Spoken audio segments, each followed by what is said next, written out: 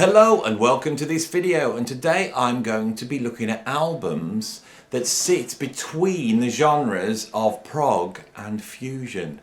Now I myself have played in a few prog bands in my time. I've drummed for the British neo-proggers IQ for a few years, and I was a founder member of the progressive rock band Frost, and I currently play in a progressive rock band with the legendary John Jowett on bass called Rain.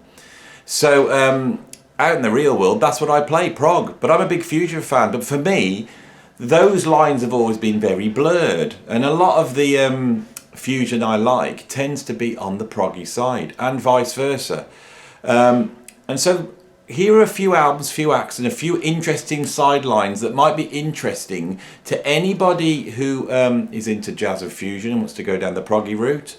Or more importantly, any of you proggers out there, because I know there's a few, who would like to go down the jazz fusion route. And I'm sure many of the proggers will know some of these albums, but there might be a few surprises there too. So let's start off with possibly the most proggy of the fusion bands, and that is, of course, Return to Forever. I've discussed this album before, but this Return to Forever, always proggy right from the start. This is their most proggy moment. I would class this as one of the great progressive rock albums, as well as one of the great fusion albums. I'd probably say that this is the greatest instrumental prog album of all time.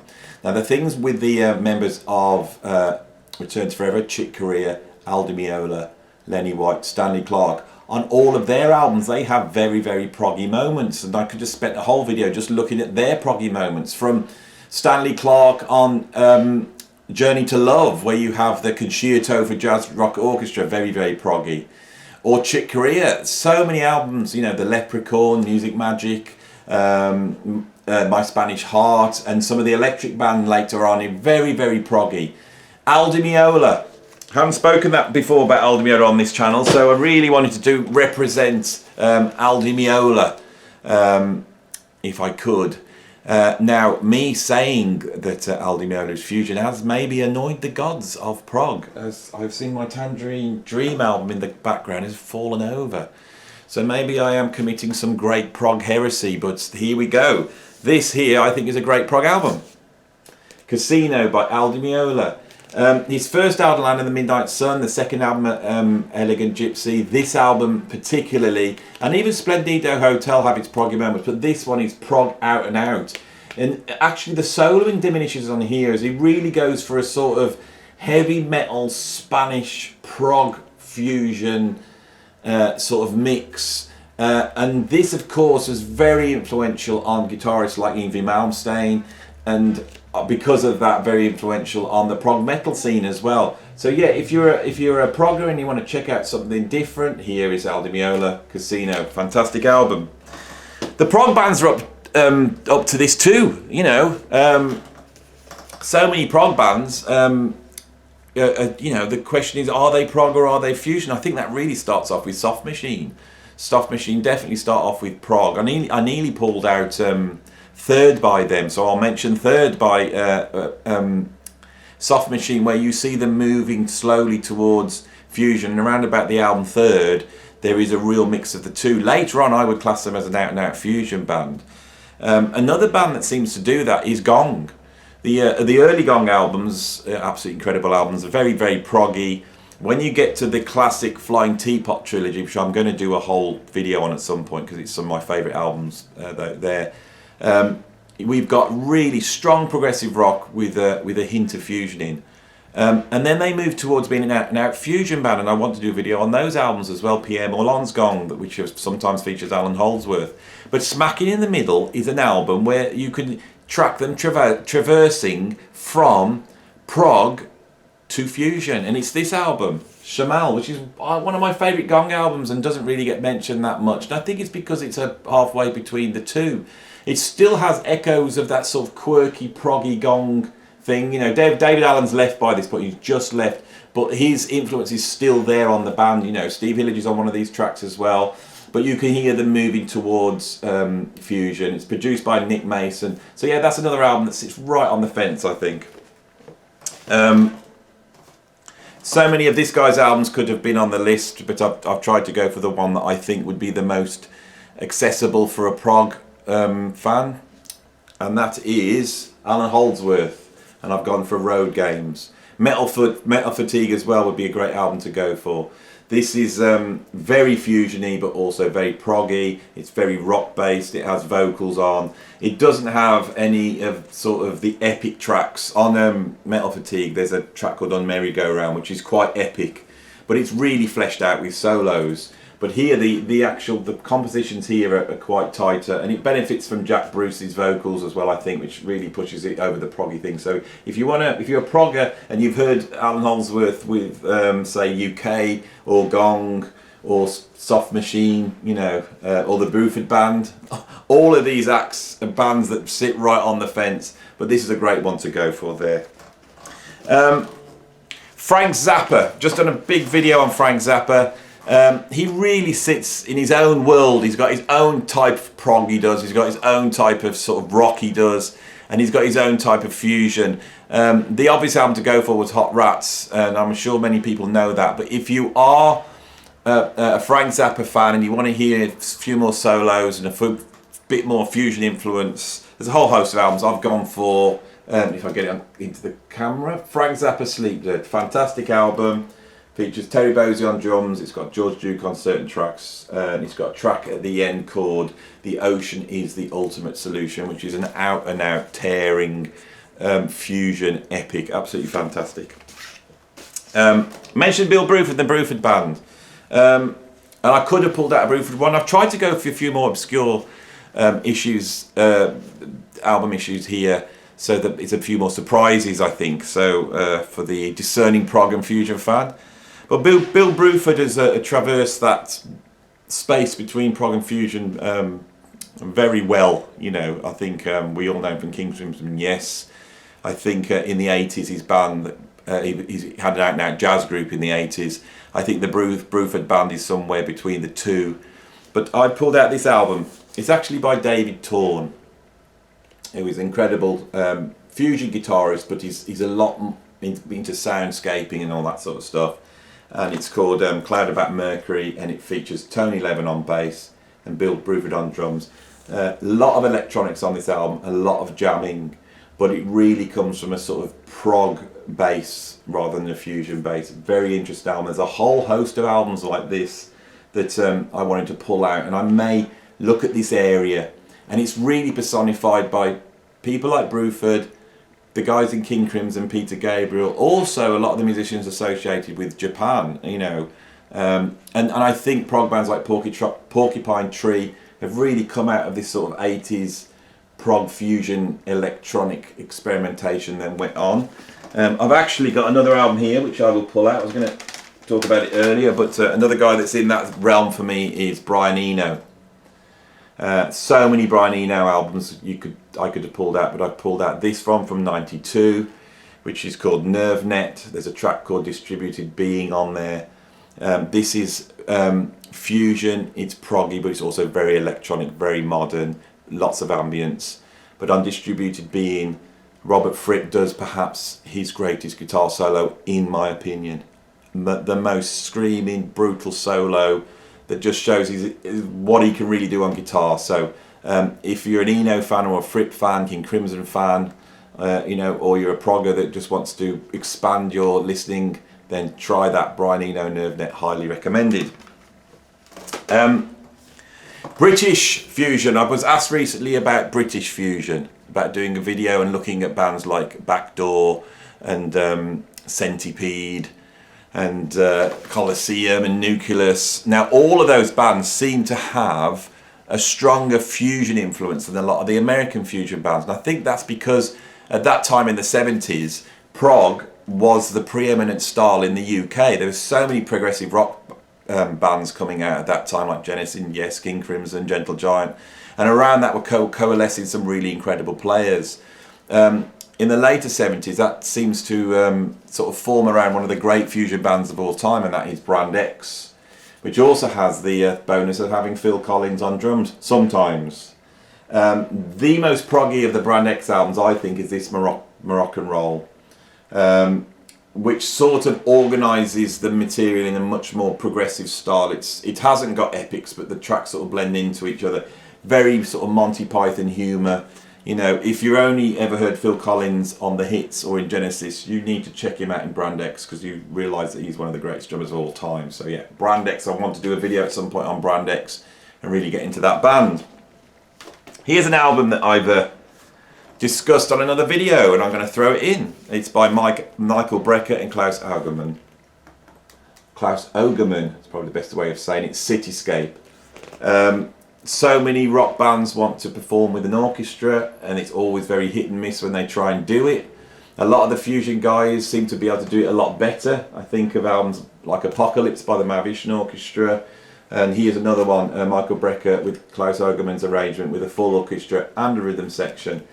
If you like orchestral music and you like sort of hearing that with, you know, guitar, bass and drums, then this album is utterly sublime. And if you want to know more about it, check out my video on Michael Brecker. Right, so mentioning the Mahavishnu Orchestra and Apocalypse, they have their proggy moments too, and I've spoken about this elsewhere. I think Visions of the Emerald Beyond is again one of the great prog albums of all time. And a couple of the members, when they left, they still remained quite proggy. Billy Cobham comes out with an album, Spectrum, which is a sort of rhythm and blues funk take on what the Mahavishnu Orchestra was doing. He follows that up with a fantastic album called Crosswinds, which is a lot more proggier. It's got sort of a side-long epic on side one. But for me, he reaches his most proggiest on this incredible album, Total Eclipse.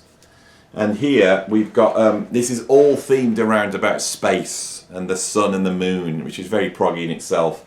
And it opens up with a sort of epic called Solarization, which is in a number of parts. Part A, Solarization, Part B, Second Phase, Part C, Crescent Sun, Part D, Voyage, and then Part E, Solarization, Recapitulation. And then there's a sort of, side 2 is very thematic. This is a very, very proggy album. And of course the drumming on it is absolutely incredible. It moves a little bit away from the sort of funky sound that you hear on other Billy Cobham albums. So if you want to check out Billy in a proggy, more of a proggy setting, it's got a brass section on as well, but it's much more arranged in a much more sort of classical way. You know, and there's a lot of genre shifting on here as well. This is a fantastic album. Right, let's start getting a little bit more obscure. Again, mentioning Apocalypse by the Mahavishnu Orchestra. That was arranged by an incredible arranger called Mike Gibbs.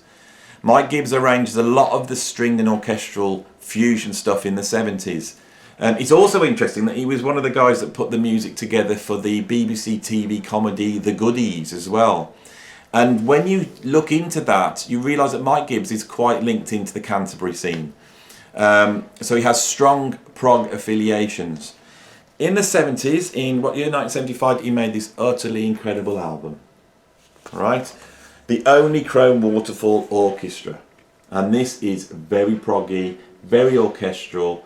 There's not really an album like it that I can mention. But there is a track, track 2, called Neram, which is written by Philip Catherine, who is a jazz guitarist that replaces Jan Akkerman in Focus.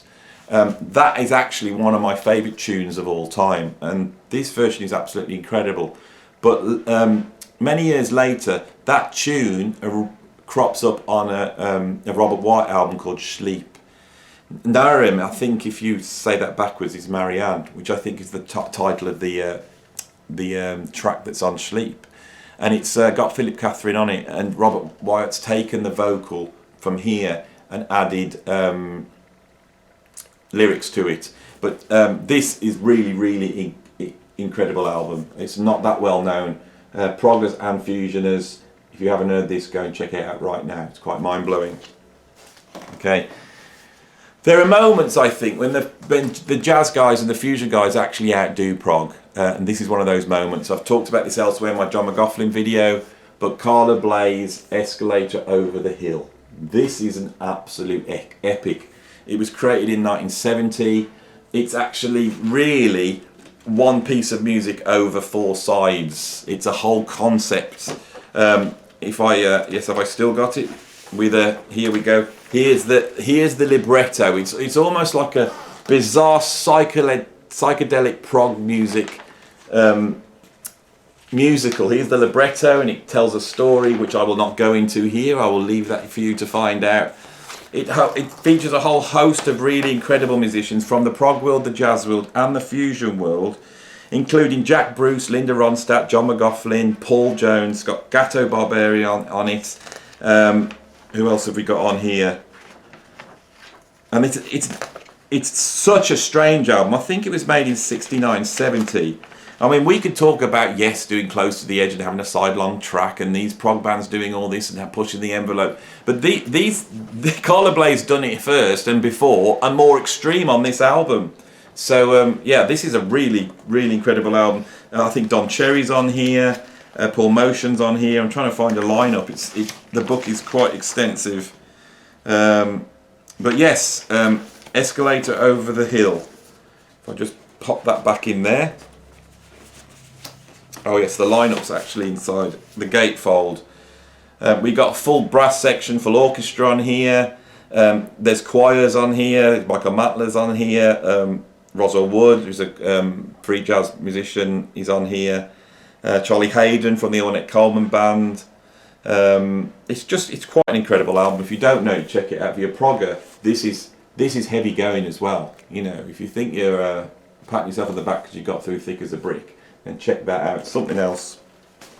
Talked about this one elsewhere as well. The Mahavishnu, going back to them again.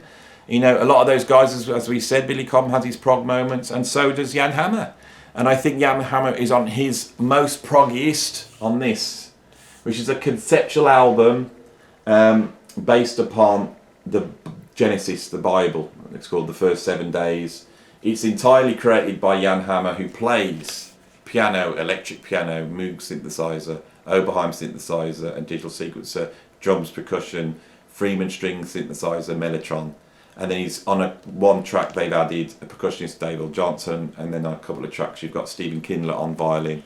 This is like the fusion version of Tubular Bells. You know, I like Tubular Bells, but for me this is my Tubular Bells, and it's an absolute monumental prog album. Going back to the Canterbury scene, I wanted to pull out some of the Canterbury bands. You know, you've got bands like National Health and Egg, you know, those sort of bands, which are always right from the start somewhere between fusion and prog. So I've pulled out one of my favourite Canterbury albums. I think it's perhaps my favourite, and I think it's because it's the first one I ever got, you know, and I was exploring prog as a younger man, and it's The Rotters Club by Hatfield and the North. The lineup on here is Phil Mill on guitar, Pit Pyle on drums, Richard Sinclair on bass vocals, and Dave Stewart on organ, electric piano, and tone generators. It's a very funny album. The Canterbury stuff's always quite quirky. It's very proggy. It's got some great songs on here. There's some quite catchy songs on here, and also some proper fusion on here. So if you want to explore the Canterbury scene, or you want to get into something a little fusiony that's on the prog, this is more on the prog side. But check that album out. Absolutely fantastic album. Right, let's just get to. Let's move a little bit sideways now. Right. This guy I'm about to talk about next, has created so many incredible prog albums. I think one of the things about prog musicians, one of the problems they had, was how to extend the rock format into larger conceptual pieces, which includes being able to through compose. It's something I've become really interested in recently, and I've tried to compose some long half-hour tracks that use through composition. The proggers, bands like Yes, Genesis, you can sort of see the tricks that they use to extend the music. They often do what we call in the trade the prog sandwich, which is sort of, you've got a standard rock song at the front, and then a twiddly bit in the middle, then maybe some solos, and then you go back to the song at the end. That's the sort of prog sandwich, and that often happens. You know, with a band like Yes, you often see them taking a theme and then just basically orchestrating that theme in different contexts, you know, to extend the piece. The jazz guys often really know how to write extended music, and one guy that knows that is Pat Metheny. And there's so many prog moments with Pat Metheny, but again, if you're a progger, you really need to get your head around this album. which is called, if I just show you, The Way Up.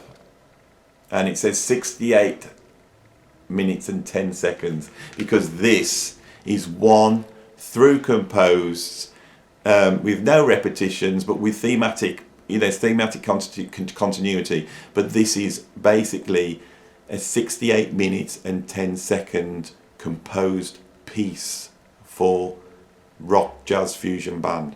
It's absolutely mind-blowing. He never goes off on mad solos here. It's not padded out with solos. So many fusion albums, you've got to half an hour track, then you find out it's 10 minutes of soloing. It's not like that. There's soloing on there, but the soloing is really reined in to the context of the tune. If you're a progger and you really want to hear somebody write an epic who really knows what they're doing, you need to check out that album by Pat Metheny. Right, what have we got next? Right, I need to represent this guy as well, because he really sits somewhere between fusion and prog for me, and electronic and ambience and noise and free jazz, and that is Bill Laswell. And you can expect a very extensive video on Bill Laswell, because I'm a huge fan. There's so much to explore there. But I wanted to just pull out one of his albums. If you're a progger and you want to sort of go towards Laswell and the fusion side, I would definitely go for this album, Hallucination Engine by Material, which is a very ambient, dubby fusion, but with prog overtones album. It's a really incredible album. I'm going to talk more about Laswell in the future, but there he is. I'm representing him here with that album. Great place to start for Laswell, that one. Right, couple of late 80s, early 90s bands what I thought I should mention. And this represents a whole bunch of stuff. I talked about Bill Bruford and David Torn and, the stuff he's doing with Tony Levin. And there's sort of this art rock fusion that emerged in the 80s. I spoke about that earlier. A band that sort of sits in between fusion and prog, and that sort of art rock fusion is a band that not many people know, but I'm going to really represent them here. It's a band called the Lonely Bears. And Lonely Bears has in it Hugh Burns, which I believe is the guitarist with George Michael. You've got Tony Hymas from Jeff Beck's band and loads of other things on keyboards. There's no bass player. Tony Coe, who is, I think Tony Coe's still alive. He must be very old, but he is one of the great British saxophone players, like straight jazz saxophone players, utter legend on the British jazz scene. And then on drums, Terry Bozzio. It's such a compelling mix of musicians, and here they really create their own sort of free jazz rock proggy fusion sort of thing on here. There's 3 albums. This is the very first one. All the albums are great, but this, Lonely Bears. Check them out if you don't know them. They're on YouTube. There's actually just found a video of them performing at the Montreux Jazz Festival. That's well worth a watch as well. Really interesting way of performing fusion. Another band that I wanted to talk about was, it's not really a band, it's an artist, John Zorn. John Zorn is on the avant-garde free jazz fusion prog side, and the album I've put up, and if you this has got quite a gruesome cover, so I won't put it on for too long, so close your eyes if you don't want to see a gruesome cover. But this is John Zorn's band Naked City, and this is the I think the second album, Gregory Knoll. There's the cover there. Very dark album, as you can probably tell. It's made up of basically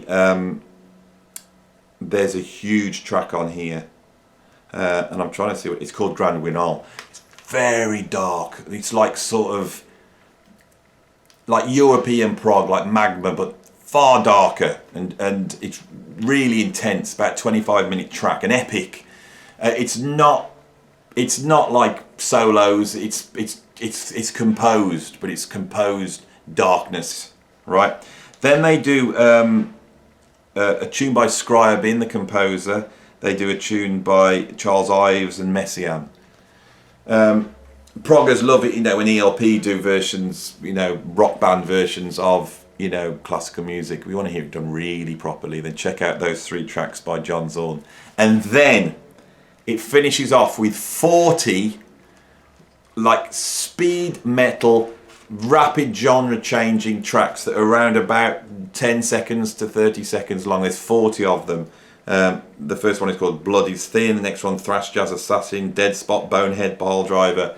This is prog on another level, and these tracks really have influenced, I think, later prog. They've been a big influence on me. So yeah, Gregory Knoll by John Zorn. All the Naked Cities albums are worth checking out, but for me that would be the one I would get to start off with. Right, I wanted to finish off with a guy that is fusion, but really doesn't go that far towards the prog thing. And I thought, who could we think that's like that? You know, David Sanborn or, you know, Jaco Pastorius, and they've all got their proggy moments. I decided to go for Herbie Hancock, and I've gone for this album, which is called Mowandashi, the complete Warner Brothers recordings. Now, Herbie Hancock got really famous and made one of the biggest selling jazz albums of all time with the funk fusion album Headhunters, Chameleon, that album. He followed that with Thrust, and eventually ends up as a sort of R&B artist, you know, having hit records.